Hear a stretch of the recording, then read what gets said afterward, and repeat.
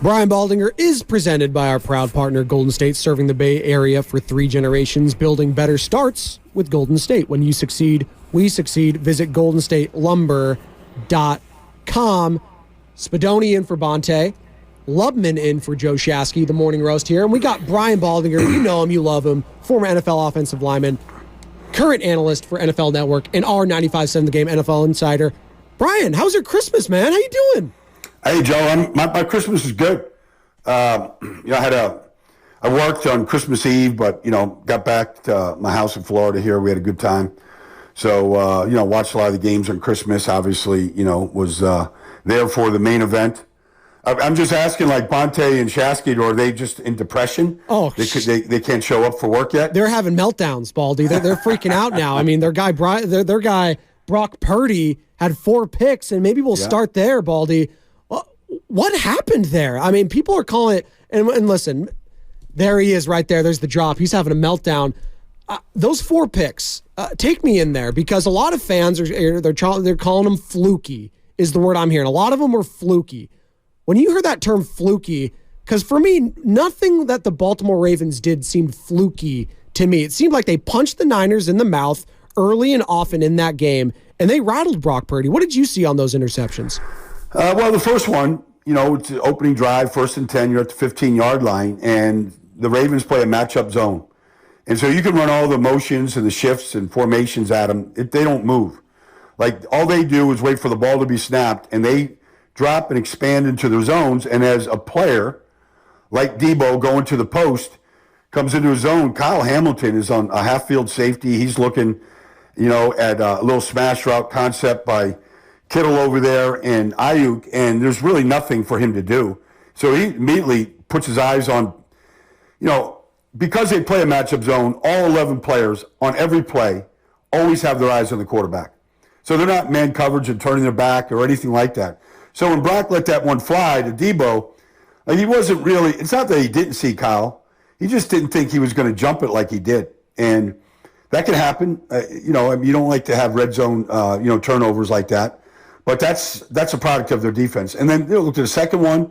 They run a corner cat blitz, and Brandon Stevens comes off the edge, and he wants to flip it out to Debo. That's the play. And they're dropping a safety down to cover Debo, but he got his hands up in the passing lane. Happens every week, every Sunday in this league. And they actually blitz both corners. They blitz both Stevens and Marlon Humphrey from the other side. And so when the ball got batted in the air, Humphrey picked it off. So you can say that's fluky. It happens. I think the one that really was when he was just circling around in the second quarter, 10-5 game, and he tried to fit it into Kittle across his body in the middle of the field. That's probably, the worst throw that he had all day. And then the last one, look, Travis Jones hits his arm. I mean, Aikman said it, and Troy wasn't wrong, but, it always falls on the quarterback. It's his fault, but, his arm got hit. And Patrick Queen picked it off and takes it down the 9. Next play, they hit Zay Flowers, opens the game up. So I felt like 2 of the throws, 2 of the 4 is on Brock, and he's got to see that and learn from it and understand that nobody else plays this defense in the whole league. It's a reason why they're the number 1 defense in football right now. You literally have to be perfect with your throws, and you've got to really see the whole field and understand that all 11 players are looking back at you. And nobody else, so other teams play concepts like this, but this is their defense and what they do and why they're the number 1 defense in football. Yeah, I mean, Baldy, focusing more on some of these picks from Brock. In the past, you've come on the show and you've said that a lot of the mistakes that Brock really kind of makes sometimes are almost born out of over-aggression, where he's trying a little too hard to make a play in certain situations. Obviously, you mentioned that 3rd pick he had last night. He probably should have just thrown that ball away there. But overall, do you feel like he's making like less of those mistakes where he's trying to do too much? Or do you still kind of see him in these situations where he's maybe trying to force plays more often than he really needs to? He makes, even in the game, he made some unbelievable throws. I just don't think, look, we'll see the results of this. They still have 2 games left, and, I think the Rams are going to give them a heck of a game week 18, the way they're playing. I don't want to see him become less aggressive. He has been what he is and the talk of the league because he's been aggressive. and has been making those throws across his body in the middle of the field to Kittle. He's made those time and time again, and on the move and buying time. He's done all of that. I don't want to see him go into a shell and go, I can't make mistakes.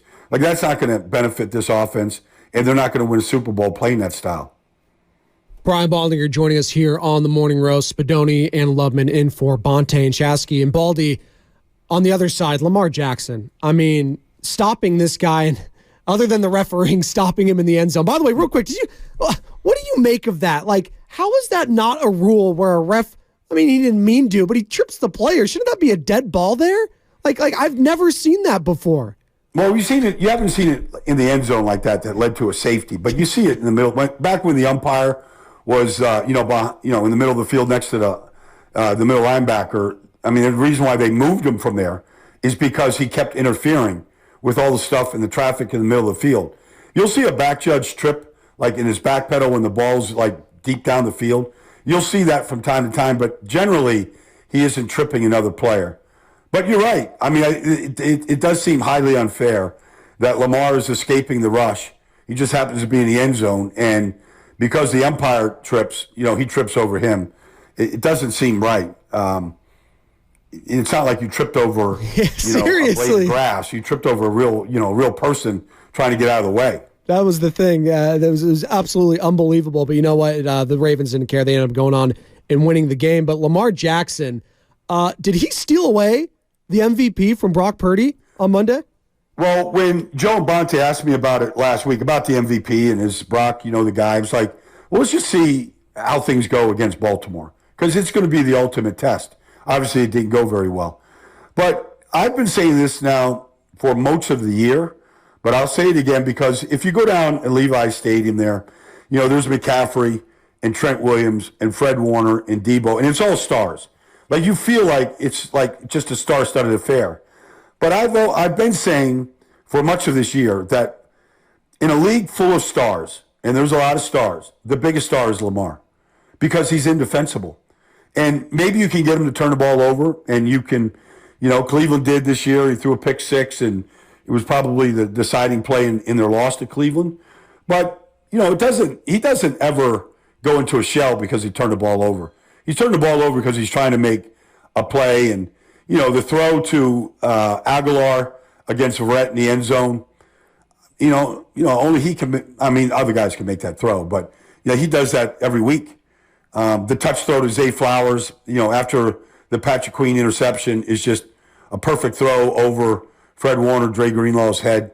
It's a perfect throw. I mean, the throw to Gus Edwards, just eluding the rush the whole time, and then throwing it to him, on just a scramble drill. I mean, he is indefensible.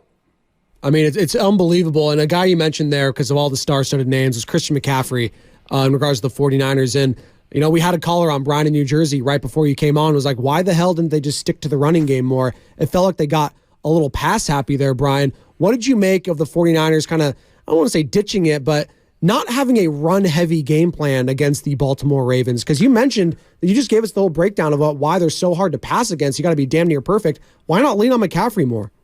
Well, I mean, when it's 30-12, you're probably not going to lean on McCaffrey. Yes. You got away very quickly. From 13-12 to 30-12, it seemed like it happened in minutes. And if you're look, they had 11 possessions. They threw interceptions on 5 of the 11. Now, you can say, since, the first 2 interceptions that Brock threw were 1st and 10 plays, you could say at the 15-yard line, why not just give it to McCaffrey and just keep running? But the quarterback had been the best quarterback in the league all year. And so, you're not going to just suddenly go, well, this is a McCaffrey game, even though Brock Purdy leads the league in every category. So, in hindsight, you could say, give it to him more. He had 14 carries, had his 100 yards, had, big runs, obviously, that led to their first big score, back-to-back big runs. I just don't know in that spot if you're going to go, okay, let's just feed McCaffrey here, when the quarterback has played as well as he has. In hindsight, yeah, you probably should have given it to him 20 or 25 times and not thrown it on first down like they did. But I don't think you can look back on that like that. Baldy, in the first quarter, George Kittle was really getting after it. He had 3 receptions for 91 yards there in that quarter. The rest of the game, there were only 4 catches for, I believe, 36 yards, 35, 36 yards. What was going on differently with Kittle there? Were the Ravens just able to kind of take him out of the game there? Because, again, the Niners, turnovers aside, the offense really seemed to be rolling when Kittle was involved early in the game, and then things were kind of stalling out afterwards. What happened there that made the Niners kind of go away from Kittle as much as they were early on? Well, the Ravens didn't change what they did. They still played a matchup zone. They threw one to George on the sideline, you remember, and it was a perfect throw by Brock. It slipped through his hands. It was good coverage. Defender was right there on him. I don't know if that was Stevens or Williams or whoever it was at that point. But, that play could have been made, another huge chunk play. I'm sure George feels like if it hits his hands, he should catch it, regardless of he's on the sideline and being well defensed. The ball still hit him in the hands. But, those couple plays were play action early in the game, and it just opened up the middle of the field. The safeties were dropping, and so they hit him in the right spot. And like I've been saying all year, Purdy is so good that literally Kittle never catches the ball and they tackle him. He's always on the dead run, and he was on those first 3 catches. But they didn't do anything different to take him away or anything like that. They didn't bounce him at the line of scrimmage. They played their defense, and he got loose early, but I thought that, he still had a couple more chances, to catch the ball. Like, this offense is made to throw it to the open guy, and he did early. But I think the way that they match up, it takes some of those things away later in the game. Brian Baldinger joining us here on the Morning Roast, as he does each and every week. Spadoni and Lubman in for Bonte Hill and Joe Shasky. Real quick, in regards to Brock Purdy, he left the game with a stinger, fourth quarter there. Any concerns about his wear and tear towards the end here, Baldy? Obviously, no Trent Williams. He left with a groin injury. It doesn't matter if you're Patrick Mahomes or Tom Brady, Brock Purdy, whatever. If you hit the quarterback, good things happen on the other side. But for the 49ers and their hopes to win a Super Bowl, this guy's got to stay healthy. And I know it's just a stinger. I'm sure you've had one of those in the past. Maybe you can speak on it. At first, I thought it was a concussion because they went to the blue tent real quick, and I was like, okay, he's taking him out, being safe. You got to protect your quarterback. But just a stinger, and they felt they needed to keep him out the rest of the game. I know they were down 21, but just a little concerning, a little interesting that they kept him out there. Well, stingers aren't fun. Your whole arm goes dead, and you squeeze your neck to the side of the stinger, and it just creates more pain. And they generally, if you do a strength test, usually the strength drops considerably on the side of the body that had the stinger. And they sort of monitor it to see, it's just a strength test. Once the nerve becomes unpinged, because that's what happens, the nerve gets pinged, and you lose the feeling in your arm all the way down to your fingers. It's like hitting your funny bone down there at the end. But, once the strength comes back, usually the stinger is healed and you can come back. But generally, I had stingers throughout college, and I had them a little bit in the pros, but I had them for 3 years in college, and they're not fun. And it does kind of oh my God, the pain is ridiculous. It goes away. It does go away. You go back out there and you play. But it's a concern. Any of these quarterbacks getting hit, they're all getting hit too much. It's always a concern. Stafford was really banged up earlier in the year. He's healthy now. He's playing as well as any quarterback in this league. It's just going to be hard to be at your very best if you're not healthy and you're not feeling great. It's just going to be hard. Tua went through it last year. This year, he's getting rid of the ball quicker. He's taking less hits. He looks great. So it's the state of the union of the NFL right now, that when you're banged up, it's just hard to play at your peak performance. Baldy, after the Niners beat the Eagles, they were kind of talking about how they feel like they kind of cracked code on how to beat them. Is there a similar situation here with the way the Ravens beat the Niners last night? Is there some sort of maybe code that the Ravens cracked there? Is there some that other teams can take away from what they saw on Monday night and apply it to their own game plans when they face the Niners? Or is this just a situation where the Ravens simply just had a strategy or had the personnel to beat the Niners? Well, the 2 best defenses in football, the Niners have lost to both teams, and they play it completely different. Baltimore is the number 1 defense in football. They play a matchup zone. Cleveland's clearly the number 2 best defense in football, and they play sticky man throughout almost the entire game. And they've got 3 great corners that can do it. And then you get Myles Garrett and Zadarius Smith coming at you. You're not going to be able to hold it very long. So they play it different. But if you look at the quarterback ratings against them, completion percentage, all the important measurables for a quarterback, they're the 2 lowest in the league. And the Niners lost to both. So you see good defenses, great defenses.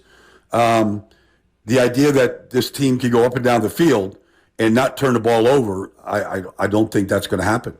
So, I mean, when you're looking ahead for the Niners, and obviously they got to beat an AFC team if they want to win the Super Bowl, if you're a Niners fan, are you pretty much just crossing your fingers and hoping that if the Niners do make it to the Super Bowl, that the other team on the sidelines just isn't the Ravens or the Browns? Well, I think the fun thing, when you get beat like you did and it's Christmas night at home, you have to learn from it. I would imagine Kyle would have a very different game plan if he saw the Ravens again in a Super Bowl. He'd have 2 weeks to get ready. If they get that far, if the Ravens get that far, and there is a rematch, or if Cleveland just keeps winning with Joe Flacco, I mean, you'd have weeks to get ready. You'd be able to learn from it. Brock would be able to learn from it. I think they would do things differently. Like, honestly, like all the motions and shifts that bother teams don't bother the Ravens. They're a zone team. They don't react to any of it. All they do is just spread themselves out, depending if you're in a 3-by-1 or whatever you're in. But they don't. It really doesn't change what they do. So I think you might see maybe them go play faster without the motions and shifts. Like that would be something to see, and to see how Baltimore responds. So I think they would run it more because the teams that have played the Ravens tough have run the ball pretty good against them. So I guess the silver lining here is obviously they don't have to play these teams the rest of the year unless you make the Super Bowl. So when you look at the NFC, I'm still looking at it like the Cowboys, okay, they just lost to the Dolphins. You handled them earlier in the season. I think you match up well if you're the Niners. The Eagles, they just don't look like the same team as last year, just not even close right now. The Lions, okay, fun story. The first division title since my lifetime, since I was born in 1993. Pretty incredible there. But you know what? They could be had. Their defense isn't all that. Then I look at the team down south, and you mentioned them earlier. Are we talking about the Los Angeles Rams potentially being the biggest threat to the Niners in the NFC, Baldy? Yeah, I think so. I don't think anybody wants to see the Rams right now, the way they're playing. And the way, when Kyron Williams is running the way he is, he's a factor. He's a real factor. He's a heck of a football player. And all the stats say that when he's in the lineup and getting 15 or more carries, he's their McCaffrey. He's excellent. He's excellent in every phase of the game. He's really good back. But the way Stafford's throwing it right now, whether it's Nakua, whether it's Kupp, Atwell, DeMarcus Robinson, he makes throws that really nobody else in this league is making right now. He makes these spot throws on these choice routes. It's almost impossible to defend. And then defensively, like those rookies aren't rookies anymore. Byron Young and Kobe Turner and some of these guys, like they're playing at a high level. I mean, it might be a shootout, with the Rams. I think they could be really tough. And I think if you get to Detroit in a playoff game, that also can be a shootout. That offense is very, very good. They run the ball very well. Their offensive line is as good as anybody's. And so then it's a question of, can their defense hold up against 49ers? I think both teams are capable of putting up big numbers against each other. Want to go one more Brock Purdy question here before we go around the rest of the league. Earlier in the show, I dubbed Monday night's game as kind of a learning experience for Brock Purdy. It was probably, again, his first really bad game as a pro. If you're sitting with him, if you're going over the film from Monday night's game, you're looking at all the interceptions, if you're hoping he comes away with one lesson from Monday night's game, what's the one lesson that you would hope that he learns from what happened against the Ravens? I would say that just be more aware. The first two interceptions are both 1st and 10 plays.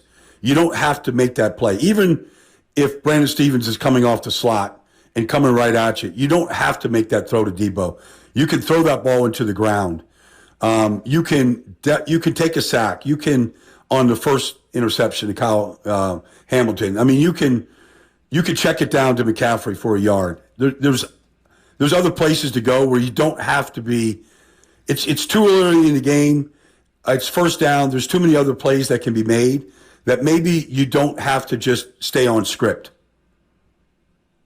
Brian Baldinger joining us here on the Morning Roast. And Baldy, the game that started off Christmas, and you see the beanie I'm wearing, it was the Chiefs, it was the Raiders. Mm-hmm. I don't think I have seen the Kansas City Chiefs look that inept offensively since Patrick Mahomes took over as the starter of that offense. What the hell is going on in Kansas City right now? It's a mess.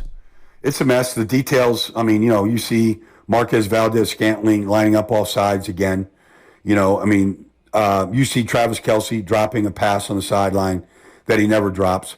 You look at, the ball handling with Pacheco and Mahomes that leads to a touchdown.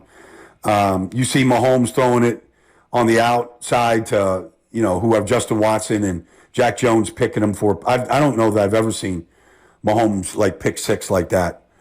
Nothing looks good. Nothing looks clean.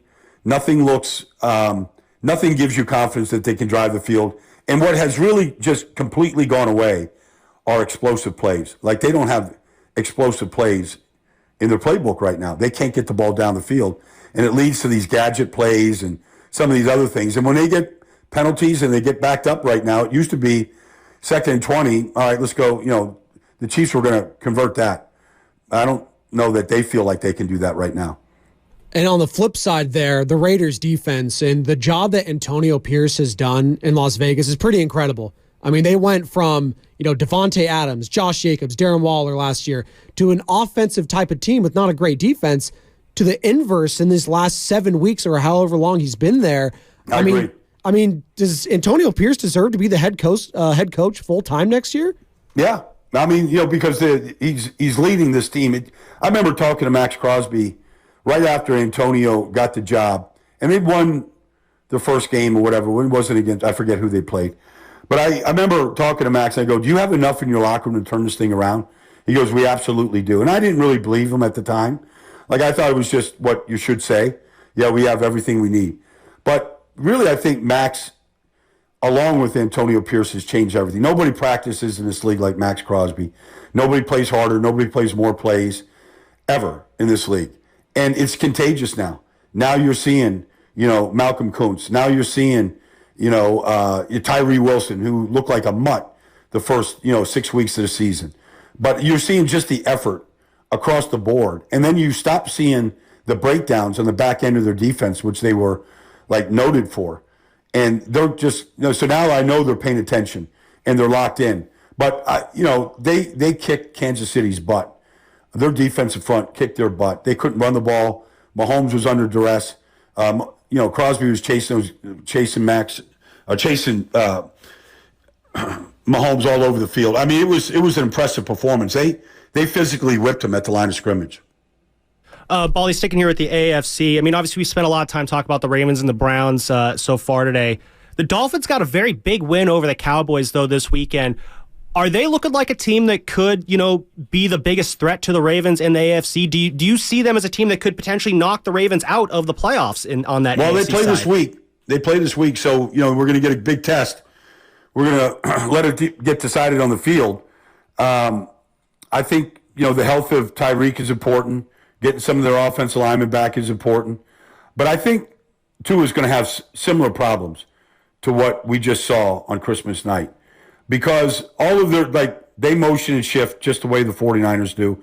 And they have, when you strip it all down, they run certain basic plays like the Niners do. And the Ravens don't react to that stuff. And so the throws that look like it's just easy money to Tyreek, I don't know that they will. Now, they're going to play without Kyle Hamilton. I think that can make somewhat of a difference on the back end, although Geno Stone's been a good player this year for him. So I'm anxious to see just how they respond to this defense and if they can crack their code any better than what the 49ers did. All right, I guess my last question here before we wrap things up is the Niners are going to Washington this weekend to take on the Commanders. They're not a very good team. They don't really have a whole lot to play for. They're probably going to be firing their coach and GM at the end of the year. They're probably going to be in a new quarterback.